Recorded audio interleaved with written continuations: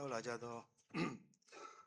့ပုဂ္ဂိုလ်ပေါင်းအားလုံးမင်္ဂလာရှိပါစေလို့ဥစွာဆုတောင်းပေးပါတယ်ကျွန်တော်ကတော့ခုနကကျွန်တော်တို့အဖွဲ့ခေါင်းဆောင်ဘုသူဆောင်မင်းထွန်းကတော်တော်လေးပြည့်ပြည့်စုံစုံပြောသွားပြီးဖြစ်ပါတယ်ကျွန်တော်အနေနဲ့တော့ထပ်ပြီးတော့ဒါတက်ရောက်လာကြသူတွေအားလုံးရောတနိုင်ငံလုံးမှာရှိတဲ့ပြည်သူပြည်သားအားလုံးရောသိရှိစေဖို့အတွက်ကျွန်တော်လည်းအနေငယ်ထပ်ပြီးတော့ပြောပါဒါကတော့ကျွန်တော်တို့မြန်မာနိုင်ငံအတွင်းမှာဒီ online scan လုပ်ငန်းတွေလုပ်တဲ့နေမြေတွေဟာကျွန်တော်လက်နက်ကင်ပေါင်းစုံလှုပ်ရှားနေတဲ့နေရာတွေပါဒီနေရာတွေကတရားဥပဒေစိုးမိုးရေးနဲ့အုပ်ချုပ်ရေးပိုင်းလုပ်ငန်းစဉ်တွေအတွက်ကျွန်တော်တို့အခက်အခဲတွေအကန့်အသတ်တွေအများကြီးရှိပါဒီလုပ်ငန်းတွေကိုဦးစီးဆောင်ရွက်နေသူအားလုံးကလည်းတော်တော်များများကနိုင်ငံသားများဖြစ်ပြီးတော့လက်ရှိနိုင်ငံရေးအခြေအနေကိုဖွင့်ကောင်းယူပြီးတော့လှုပ်ဆောင်နေတာကိုအားလုံးလည်းသိကြမှာဖြစ်ပါတယ်ကျွန်တော်တို့အစိုးရအနေနဲ့မြန်မာနိုင်ငံအတွင်းကိုတရားမဝင်ရောက်လာတဲ့နိုင်ငံသားတွေကိုကျွန်တော်လှုပ်ထုံးလုပ်နည်းနဲ့အညီသက်ဆိုင်ရာနိုင်ငံတွေကိုအမြန်ဆုံးပြည်နယ်လွှဲပြောင်းပေးတဲ့လုပ်ငန်းစဉ်တွေထိရောက်အောင်မြင်စွာအကောင့်ထဲပေါ်နိုင်ဖို့အတွက်ကျွန်တော်2023ခုနှစ်နိုဝင်ဘာလ10ရက်နေ့ကစပြီးတော့မြန်မာနိုင်ငံအတွင်းတရားမဝင်ရောက်မှုကြောင့်ဖမ်းဆီးရမိသည့်နိုင်ငံသားများအားဥပဒေနဲ့အညီအမြန်ဆုံးအေးအေးယူပြည်နယ်လွှဲပြောင်းမှုကြီးကြပ်ရေးဗဟိုကော်မတီကိုဖွဲ့စည်းပြီးတော့ယနေ့ထိဆောင်ရွက်လျက်ရှိပါတယ်ဗဟိုကော်မတီရဲ့လုပ်ငန်းတာဝန်တွေကိုထိရောက်စွာဆောင်ရွက်နိုင်ဖို့အတွက်လည်းကြီးကြပ်ရေးလုပ်ငန်းကော်မတီတွေလုပ်ငန်းဆက်ကော်မတီတွေအတွင်းမှုရုံးဖွဲ့တို့ကိုဆက်လက်ဖွဲ့စည်းဆောင်ရွက်လျက်ရှိပါတယ်ဒါပြင်ကျွန်တော်တို့ online လိမ်လည်မှုတွေကိုနေဆက်ဒေသများမှာအမြင့်ပြတ်ရှင်းလင်းဖို့ဒီကနေတဆင့်ပြည်တွင်းထိပြန်လည်ရောက်ရှိမလာစေဖို့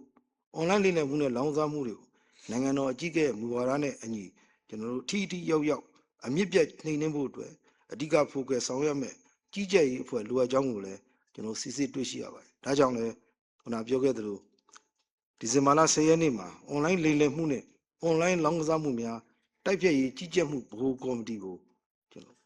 ဖွဲ့စည်းခဲ့ပါတယ်ဒီဗဟိုကော်မတီမှာဥက္ကဋ္ဌဖြစ်ကတော့ကျွန်တော်တို့ပြည်ထောင်စုဝန်ကြီးပြည်ထောင်စုဝန်ကြီးဒုတိယဗိုလ်ချုပ်ကြီးထွန်းထွန်းနောင်ကဥက္ကဋ္ဌဖြစ်တောင်းထမ်းဆောင်ပြီးတော့ဒုတိယဝန်ကြီးဖြစ်တဲ့ကျွန်တော်ကတော့အတွင်းမှုဖြစ်တာယူဆောင်ရွက်မှာဖြစ်ပါတယ်ဒီကော်မတီမှာကျွန်တော်သက်ဆိုင်ရာဝန်ကြီးဌာနအဖွဲ့အစည်းတွေရတယ်ကိုယ်စားလှယ်များနဲ့ဖွဲ့စည်းထားတာဖြစ်ပါတယ်ဘိုးကော်မတီရဲ့လုပ်ငန်းတာဝန်တွေကိုထိရောက်ဆောင်ရွက်နိုင်ဖို့အတွက်လည်းကျွန်တော်တို့10ရက်နေ့မှာဘိုးကော်မတီဖွဲ့စည်းပြီးတော့17ရက်နေ့မှာအာဂျင်စီဝေးခေါ်ပြီးတော့12ရက်နေ့မှာပြည်ထောင်စုနယ်မြေ online လိမ်လည်မှုနဲ့ online လောင်စာမှုတိုက်ဖျက်ရေးကော်မတီနဲ့တိုင်းဒေသကြီးသို့မဟုတ်ပြည်နယ် online လိမ်လည်မှု online လောင်စာမှုတိုက်ဖျက်ရေးကော်မတီအသီးသီးကိုလည်းဆက်လက်ဖွဲ့စည်းပြီးကျွန်တော်ဖြစ်ပါတယ်ပြည်ထောင်စုနယ်မြေ online လိမ်လည်မှုနဲ့ online လောင်စာမှုတိုက်ဖျက်ရေးကော်မတီမှာတော့နေပြည်တော်ကောင်စီဥက္ကဋ္ဌဖြစ်ပြီးနေပြည်တော်ကောင်စီအဖွဲ့ဝင်တစ်ကအတွင်းမှုဖြစ်ဆောင်ရွက်ပါတယ်တိုင်းဒေသကြီးသို့မဟုတ်ပြည်နယ် online လိမ်လည်မှုနဲ့ online လောင်စာမှုတိုက်ဖျက်ရေးကော်မတီမှာတော့သက်ဆိုင်ရာတိုင်းဒေသကြီးပြည်နယ်အစိုးရအဖွဲ့ဝန်ကြီးချုပ်များကဥက္ကဋ္ဌဖြစ်ပြီးတော့လုံခြုံရေးနဲ့နေဆက်ရေးဝန်ကြီးများကအတွင်းမှုဖြစ်ကျွန်တော်တို့ဖွဲ့စည်းဆောင်ရွက်လျက်ရှိပါတယ်ကျွန်တော်တို့ဘိုးကော်မတီအနေနဲ့ online လိမ်လည်မှုနဲ့ online လောင်စာမှုတိုက်ဖျက်ရေးအတွက်မူဝါဒတွေချမှတ်ပေးတာတွေလိုအပ်တဲ့ကော်မတီတွေဖွဲ့စည်းပြီးတော့လုပ်ငန်းတာဝန်တွေသတ်မှတ်ပေးတာတွေ online လိမ်လည်မှုနဲ့ online လောင်စာမှုတိုက်ဖျက်ရေးဆိုင်ရာစံပြုလုပ်ထုံးလုပ်နည်းတွေကိုရေးဆွဲမယ်ဒီလုပ်ငန်းစဉ်ဒီတရားမဝင်ရောက်ရှိတာတဲ့နိုင်ငံသားတွေကိုပြန်လဲလွှဲပြောင်းပေးအတွက်သက်ဆိုင်ရာနိုင်ငံများနဲ့ညှိနှိုင်းဆောင်ရွက်ခြင်းတွေကိုဆောင်ရွက်မယ်နိုင်ငံတကာပူးပေါင်းဆောင်ရွက်ခြင်းစတဲ့လုပ်ငန်းတာဝန်အသီးသီးကိုလည်းဆောင်ရွက်သွားမှာဖြစ်ကြောင်းကျွန်တော်အနေနဲ့အသိပေးပြောကြားလိုပါတယ်မြန်မာနိုင်ငံကိုတရားမဝင်ရောက်တာသူတွေအပါအဝင် online လိမ်လည်မှုနဲ့ online လောင်စာမှုလုပ်ငန်းလုပ်ကိုင်တဲ့နေရာတွေကိုဖော်ထုတ်ရေးယူဆောင်ရွက်ခဲ့တဲ့နေရာမှာရှမ်းပြည်နယ်နဲ့ကရင်ပြည်နယ်အတွင်းမှာ2023ခုနှစ်ကအောက်တိုဘာလ9ရက်နေ့ကနေပြီးတော့ကျွန်တော်တို့ဒီ2025ခုနှစ်ဒီဇင်ဘာလ23ရက်နေ့ထိဆိုလို့ရှိရင်အားလုံးပေါင်း9196ဦးကိုစစ်ဆေးတွေ့ရှိပြီးတော့လုံထုံးလုံနည်းနဲ့အညီသက်ဆိုင်ရာနိုင်ငံတွေကိုကျွန်တော်တို့ပြန်လည်လွှဲပြောင်းပေးခဲ့ပြီးတဲ့ဖြစ်ပါတယ်။ရောကင်ပြည်နယ်အတွင်းမှာရှာဖွေကူညီကယ်တင်နိုင်တဲ့နိုင်ငံသားတွေရဲ့ထွက်ဆိုချက်တွေများရလာကြတဲ့လမ်းကြောင်းလေးကိုကျွန်တော်တို့ပြောပြပါမယ်။များသောအားဖြင့်တော့ထိုင်းနိုင်ငံလေကြောင်းခရီးနဲ့ဝင်ရောက်ပါတယ်။ဘန်ကောက်မြို့ကနေမဲဆောက်မြို့မော်တော်ယာဉ်လေယာဉ်တို့နဲ့သွားပါတယ်။မဲဆောက်မြို့ကနေတောင်ရင်မြစ်ကိုဖြစ်ပြီးတော့ဒီကတရားဝင်ဖြတ်ကူးပြီးတော့မြောက်ပြည်နယ်မြေတွင်းမှာရှိတဲ့ကုမ္ပဏီတွေကိုသွားရောက်တာဖြစ်ပါတယ်။နောက်တစ်ခုကတော့ကျွန်တော်တရားဝင်ဗီဇာနဲ့မြန်မာနိုင်ငံကိုရန်ကုန်ပြည်ဆိုင်ရာလေဆိပ်ကိုရောက်ရှိပြီးတော့မော်တော်ယာဉ်နဲ့ကရင်ပြည်နယ်မြောက်ပြည်မှာရှိတဲ့ကုမ္ပဏီတွေကိုသွားရောက်တာဖြစ်ပါတယ်။ရခိုင်နှုန်းအပြည့်ဆိုလို့ရှိရင်တော့99.6%လောက်ကတော့မဲဆောက်ဘက်ကနေတရားဝင်ကူးတာဖြစ်ပါတယ်။3.4%လောက်သာကျွန်တော်တို့ ရန်ကုန်ပြည်ပြည်ဆိုင်ရာလေးစိတ်ကဝင်ရောက်တာဆိုတာကျွန်တော်တွေ့စစ်စစ်တွေ့ရှိရပါတယ်ဒီစစ်စစ်လူကုန်မှုကိုလိုအပ်ဖြစ်တဲ့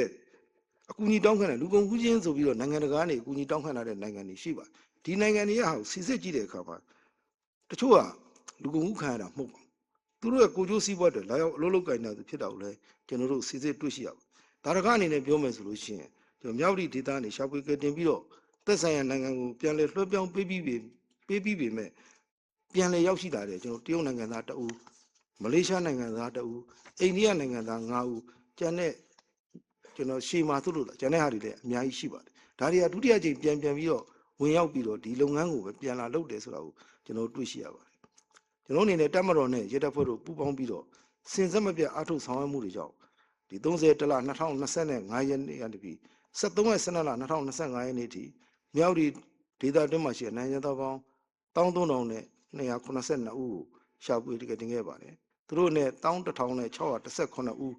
သက်ဆိုင်ရာနိုင်ငံအသီးသီးကိုလွှဲပြောင်းပြီးပါပြီကြံရှိတဲ့1655ဦးကိုသက်ဆိုင်ရာနိုင်ငံအသီးသီးတို့ပြန်လည်လွှဲပြောင်းပေးရန်ကြံရှိပါတယ်ဒါနဲ့ပတ်သက်လို့လည်းခုနဗိုလ်ချုပ်စောမထွန်းပြောပြီးပါပြီသူတို့ရဲ့နေထိုင်စားသောက်ရေးအစားကျွန်တော်တို့ကအ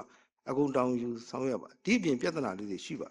်ဒါကဘာလဲဆိုလို့ရှိရင်သူတို့ထားတဲ့နေရာမှာကျွန်တော်တို့ကမိုးလုံးလေးဆိုအားကစားရုံလိုမျိုးနောက်ခမ်းမကြီးတွေမှာစုထားပါနိုင်ငံပေါင်းစုံကလူတွေဖြစ်တဲ့အတွက်ဇယိုက်တွေကလည်းမျိုးစုံပါဒီဟာတွေကိုကျွန်တော်တို့ထိမ့်သိမ့်တဲ့နေရာမှာတချို့ခက်ခဲတွေအများကြီးရှိပါဒါကြောင့်တက်ရောက်လာကြတဲ့တန်တမန်များအနေနဲ့ဒါအမြန်ဆုံးကိုယ်နိုင်ငံကိုပြန်ပြီးတော့ခေါ်ဆောင်နိုင်ဖို့အတွက်ဦးညီပေးကြပါလို့ကျွန်တော်အနေနဲ့မေတ္တာရက်ခံပါကျွန်တော်ဒီကြားပြလုပ်ငန်းတွေလုပ်တဲ့နေရာကိုတိစောက်ထားတဲ့အဆောက်အုံတွေကိုလည်းကြည့်မယ်ဆိုလို့ရှိရင်အဲ့မှာရှိတဲ့အိမ်ဆောက်ပစ္စည်းတွေလုပ်ငန်းသုံးတဲ့အိမ်ဆောက်ပစ္စည်းတွေအသုံးဆောင်ပစ္စည်းတွေလူသုံးကုန်ပစ္စည်းတွေနော်လျှက်စစ်မီး73စီအင်တာနက်ဒါတွေအစကျွန်တော်တို့နိုင်ငံကနေသုံးတာမဟုတ်ပါဘူးတစ်ဖက်နိုင်ငံကနေပြီးတော့တရားမှုရယူသုံးဆွဲဆောင်ရွက်နေတာဆိုတော့ကျွန်တော်တွေ့ရှိရပါတယ်ကျွန်တော်ကရင်ပြည်နယ်မြောက်ဒီဒေသမှာရှိတဲ့ online လိမ်လည်မှုနဲ့ online လောက်သားမှုတွေတားဆီးနှိမ်နင်းမှုအတွက်တော့ကျွန်တော်မြန်မာတရုတ်ထိုင်3နိုင်ငံပူးပေါင်းဆောင်ရွက်မှုအဆင့်မြင့်ရရှိများစီဝေး3ကြိမ်ဝင်ကြီးအဆင့်စီဝေး2ကြိမ်ဒါကျွန်တော်တို့နဲ့ပြုလုပ်ဆောင်ရွက်ပြီးဖြစ်ပါတယ်နောက် online scan တိုက်ဖြတ်ရေးအတွက်လမ်းချမ်းမဲကောင်6နိုင်ငံဝင်ကြီးအဆင့်စီဝေးကိုလည်းကျွန်တော်တို့နိုဝင်ဘာလ14ရက်နေ့ကတရုတ်နိုင်ငံကူမင်းမြို့မှာကျွန်တော်တို့ဆောင်ရွက်ပြီးကျွန်တော်တို့တက်ရောက်ခဲ့ပါတယ်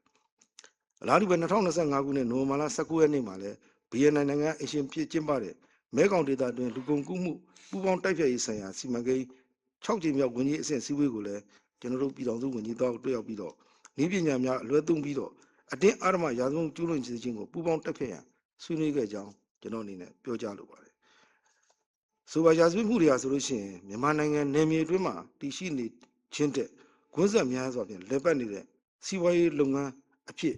်ရှုမြင်ကြရမှာပဲဖြစ်ပါတယ်မြန်မာနိုင်ငံဟာစကန်စတာတီနီယာဖြစ်တော်လဲဒီရာဇဝတ်မှုရဲ့အရင်အမြင့်ပြီးရင်အဓိကအကျိုးအမြတ်ရရှိတဲ့သူမဟုတ်ပါဘူးလိမ်လည်မှုမှာရရှိတဲ့ငွေကြေးအားလုံးကလည်းကျွန်တော်တို့မြန်မာနိုင်ငံဗန်စနစ်အတွင်းမှာဝင်ရောက်ခြင်းမရှိပါဘူးနိုင်ငံဖြတ်ကျော်ရာဇဝတ်မှုတိုက်ဖျက်ရေးဆိုင်ရာကုလသမဂ္ဂကွန်ဗင်းရှင်း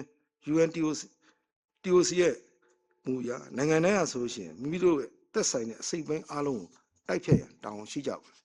်ဒီပြဿနာတွေကိုဖြေရှင်းနိုင်ဖို့အတွက်နိုင်ငံတကာရာဇဝတ်မှုတိုက်ဖျက်ရေးစံနှုန်းတွေအညီနိုင်ငံတိုင်းဟာဆိုလို့ရှိရင်မိမိတို့ရဲ့တာဝန်ကျကဏ္ဍကိုအပြည့်အဝထမ်းဆောင်ရန်လိုအပ်ပါတယ်မြန်မာနိုင်ငံအနေနဲ့ပဋိပက္ခဒေသတွေမှာလူကုန်မှုခံရသူတွေကိုရှာဖွေကယ်ဆယ်နိုင်ခဲ့ပြီးတော့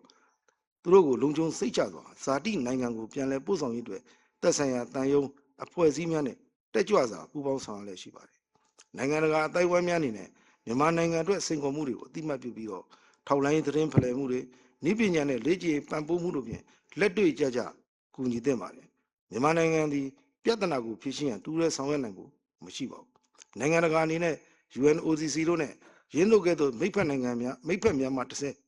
ပံ့ပိုးကူညီခြင်းဖြင့်သာ online skin ကွန်ရက်များကိုထိထိရောက်ရောက်ဖြိုခွင်းနိုင်မှာဖြစ်ပါတယ်ကျွန်တော်တို့ပြဿနာကိုအပြစ်ဖို့နေမဲ့အစားအားလုံးလက်တွဲပူးပေါင်းပြီးဆောင်ရွက်ဖို့ကျွန်တော်အနေနဲ့တိုက်တွန်းပြောကြားလိုပါတယ်ဆက်လက်ပြီးတော့လူကုန်ကူးမှုတာဟုတက်ဆက်ရေးနဲ့ပတ်သက်ပြီးတော့မြန်မာနိုင်ငံရဲတပ်ဖွဲ့ဒုတိယရဲဗိုလ်ချုပ်ကြီးဝင်းစော်မှုကနေဆက်ပြီးတော့ဆွေးနွေးသွားမှာဖြစ်ပါတယ်ကျေးဇူးတင်ပါတယ်